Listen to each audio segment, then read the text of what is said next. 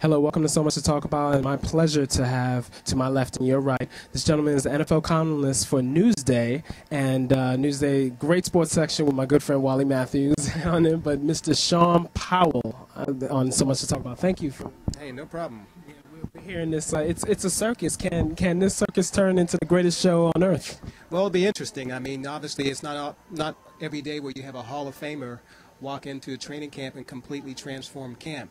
But Brett Favre has managed to do that. I mean, here's a guy who just took a couple snaps and the crowd's going wild, and you have a bunch of media here taking note of every pass, every completion, every incompletion.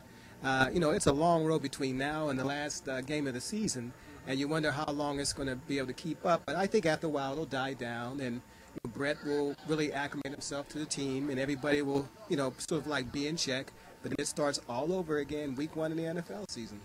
Absolutely, and I think really the two topics other than Brett Favre to talk about is the offensive line with getting acquisitions of Damian Woody and Alan Faneca, and also to the defense with young talented players like David Harris, Kerry Rose, Darrell Revis, of course the rookie Vernon Golson. So talk about can those two units be able to really help the Jets go over 500 and maybe make the playoffs other than Favre? Well, you make a very excellent point there, because these units are really going to determine how successful Brett Favre is in New York. Brett Favre is not a 25, 30-year-old man. He's 38 years old. He's near the end of his career. He actually needs more help now than at any time in his career. So obviously the offensive line is going to play a big role. You've got to protect him. He's 38. He probably doesn't move as well as he used to.